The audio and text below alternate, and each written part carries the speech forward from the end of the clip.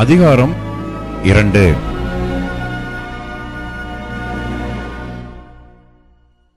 பெந்தகோஸ்தே என்னும் நாள் வந்தபோது அவர்கள் எல்லாரும் ஒருமனப்பட்டு ஓரிடத்திலே வந்திருந்தார்கள். அப்பொழுது பலத்த காற்று அடிக்கிற முழக்கம் போல வானத்திலிருந்து சடிதியாய் ஒரு முழக்கம் உண்டாகி அவர்கள் உட்கார்ந்திருந்த வீடு முழுவதையும் நிரப்பிற்று. அல்லாமலும் அக்கினிமயமான நாவுகள் போல பிரிந்திருக்கும் நாவுகள் அவர்களுக்கு காணப்பட்டு அவர்கள் ஒவ்வொருவர் மேலும் வந்து அமர்ந்தது. அவர்கள் எல்லாரும் பரிசுத்த ஆவியினாலே நிரப்பப்பட்டு ஆவியானவர் தங்களுக்கு தந்தருளின வரத்தின்படியே வெவ்வேறு பாஷைகளிலே பேசத் தொடங்கினார்கள். வானத்தின் கீழ் இருக்கிற சகல தேசத்தாரிலும் இருந்து வந்த தேவபக்தியுள்ள யூதர்கள் அப்பொழுது எருசலேமிலே வாசம் பண்ணினார்கள். அந்த சத்தம் உண்டான போது திரளான ஜனங்கள் கூடி வந்து தங்கள் தங்கள் பாஷையிலே அவர்கள் பேசுகிறதை அவரவர்கள் கேட்டபடியினாலே கலக்கமடைந்தார்கள். எல்லாரும் பிரமித்து ஆச்சரியப்பட்டு ஒருவரையொருவர் பார்த்து, இதோ பேசுகிற இவர்கள் எல்லாரும் கலிலேயர் அல்லவா? அப்படி இருக்க நம்மில் அவரவர்களுடைய ஜென்ம பாஷைகளிலே இவர்கள் பேச கேட்கிறோமே, இதெப்படி? பார்த்தரும் மேதரும் எலாமீத்தரும் மெசபத்தோமியா, யூதேயா, கப்பத்தோக்கியா, பொந்து, ஆசியா, பிரிகியா, பம்பிலியா, எகிப்து என்னும் தேசத்தார்களும் சிரனே பட்டணத்தை சுற்றி இருக்கிற லீபியாவின் திசைகளிலே குடியிருக்கிறவர்களும் இங்கே சஞ்சரிக்கிற ரோமாபுரியாரும் யூதரும் யூத மார்க்க தமைந்தவர்களும் கிரேத்தரும் அரபியருமாகிய நாம் நம்முடைய பாஷைகளிலே இவர்கள் தேவனுடைய மகத்துவங்களை பேச கேட்கிறோமே என்றார்கள். எல்லாரும் பிரமித்து சந்தேகப்பட்டு இது என்னமாய் முடியுமோ என்று ஒருவரோடொருவர் சொல்லிக் கொண்டார்கள்.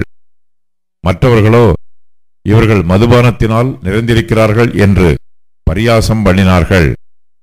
அப்பொழுது பேதுரு 11 கூட நின்று அவர்களை நோக்கி புறத்த சத்தமாய், யூதர்களே, எருசலேமில் வாசம் பண்ணுகிற ஜனங்களே, நீங்கள் எல்லாரும் அறிந்து கொள்வீர்களாக, என் வார்த்தைகளுக்கு செவி கொடுங்கள். நீங்கள் நினைக்கிறபடி இவர்கள் வெறி கொண்டவர்கள் அல்ல. பொழுது விடிந்து 3ஆம் மணி வேளையாய் இருக்கிறதே. தீர்க்கதரிசியாகிய யோவேலினால் உரைக்கப்பட்டபடியே இது நடந்தேறுகிறது. கடைசி நாட்களில் நான் மாம்சமான யாவர் மேலும் என் ஆவியை ஊற்றுவேன். அப்பொழுது உங்கள் குமாரரும் உங்கள் குமாரத்திகளும் தீர்க்க தரிசனம் சொல்லுவார்கள். உங்கள் வாலிபர் தரிசனங்களை அடைவார்கள். உங்கள் மூப்பர் சொப்பனங்களை காண்பார்கள். என்னுடைய ஊழியக்காரர் மேலும் என்னுடைய ஊழியக்காரிகள் மேலும் அந்நாட்களில் என் ஆவியை ஊற்றுவேன். அப்பொழுது அவர்கள் தீர்க்க தரிசனம் சொல்லுவார்கள். அல்லாமலும் உயர வானத்திலே அற்புதங்களையும் தாழ பூமியிலே இரத்தம், அக்கினி, புகைக்காடாகிய அதிசயங்களையும் காட்டுவேன். கர்த்தருடைய பெரிதும் பிரகாசமுமான நாள் வருமுன்னே சூரியன் இருளாகவும் சந்திரன் இரத்தமாகவும் மாறும். அப்பொழுது கர்த்தருடைய நாமத்தை தொழுது கொள்ளுகிறவன் எவனோ அவன் ரட்சிக்கப்படுவான் என்று தேவன் உரைத்திருக்கிறார். இஸ்ரவேலரே, நான் சொல்லும் வார்த்தைகளை கேளுங்கள். நீங்கள் அறிந்திருக்கிறபடி நசரேயனாகிய இயேசுவை கொண்டு தேவன் உங்களுக்குள்ளே பலத்த செய்கைகளையும் அற்புதங்களையும் அடையாளங்களையும் நடப்பித்து அவைகளினாலே அவரை உங்களுக்கு வெளிப்படுத்தினார். அப்படியிருந்தும் தேவன் நிர்ணயித்திருந்த ஆலோசனையின் படியையும் அவருடைய முன்னறிவின் படியையும் ஒப்புக் கொடுக்கப்பட்ட அந்த இயேசுவை நீங்கள் பிடித்து அக்கிரமக்காரருடைய கைகளினாலே சிலுவையில் ஆணியடித்து கொலை செய்தீர்கள். தேவன் அவருடைய மரண உபாதிகளின் கட்டை அவிழ்த்து அவரை எழுப்பினார். அவர் மரணத்தினால் கட்டப்பட்டிருக்க கூடாதிருந்தது. அவரை குறித்து தாவீது, கர்த்தரை எப்பொழுதும் எனக்கு முன்பாக நிறுத்தி நோக்கிக் கொண்டிருக்கிறேன். நான் அசைக்கப்படாதபடி அவர் என் வலது பாரிசத்திலே இருக்கிறார். அதனாலே என் இருதயம் மகிழ்ந்தது, என் நாவு களி கூர்ந்தது, என் மாம்சமும் நம்பிக்கையோட தங்கியிருக்கும். என் ஆத்மாவை பாதாளத்தில் விடீர், உம்முடைய பரிசுத்தர் அழிவை காணவட்டீர். ஜீவ மார்க்கங்களை எனக்கு தெரியப்படுத்தினீர். உம்முடைய சந்நிதானத்திலே என்னை சந்தோஷத்தினால் நிரப்புவீர் என்று சொல்லுகிறான். சகோதரரே, கோத்திர தலைவனாகிய தாவீதை குறித்து நான் உங்களுடனே தைரியமாய் பேசுகிறதற்கு இடங்கொடுங்கள். அவன் மரணமடைந்து அடக்கம் பண்ணப்பட்டான். அவனுடைய கல்லறை இந்நாள் வரைக்கும் நம்மிடத்தில் இருக்கிறது. அவன் தீர்க்கதரிசியாயிருந்து உன் சிங்காசனத்தில் வீற்றிருக்க மாம்சத்தின்படி உன் சந்ததியிலே கிறிஸ்துவை எழும்ப பண்ணுவேன் என்று தேவன் தனக்கு சத்தியம் பண்ணினதை அறிந்தபடியால் அவன் கிறிஸ்துவனுடைய ஆத்மா பாதாளத்திலே விடப்படுவதில்லை என்றும் அவருடைய மாம்சம் அழிவை காண்பதில்லை என்றும் முன்னறிந்து அவர் உயிர்த்தெழுதலை குறித்து இப்படி சொன்னான். இந்த இயேசுவை தேவன் எழுப்பினார். இதற்கு நாங்கள் எல்லாரும் சாட்சிகளாயிருக்கிறோம்.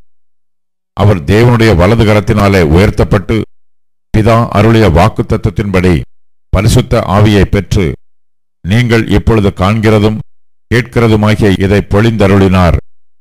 தாவீது பரலோகத்திற்கு எழுந்து போகவில்லையே, நான் உம்முடைய சத்துருக்களை உமக்கு பாதபடியாக்கி போடும் வரைக்கும் நீர் என் வலது பாரிசத்தில் உட்காரும் என்று கர்த்தர் என் ஆண்டவருடனே சொன்னார் என்று அவனே சொல்லியிருக்கிறான்.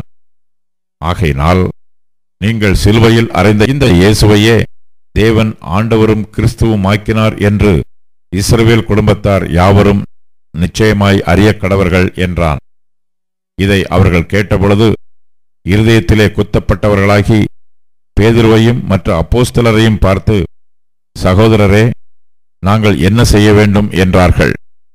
பேதுரு அவர்களை நோக்கி, நீங்கள் மனம் திரும்பி ஒவ்வொருவரும் பாவ மன்னிப்புக்கென்று இயேசு கிறிஸ்துவின் நாமத்தினாலே ஞானஸ்நானம் பெற்றுக்கொள்ளுங்கள். அப்பொழுது பரிசுத்த ஆவியின் வரத்தை பெறுவீர்கள்.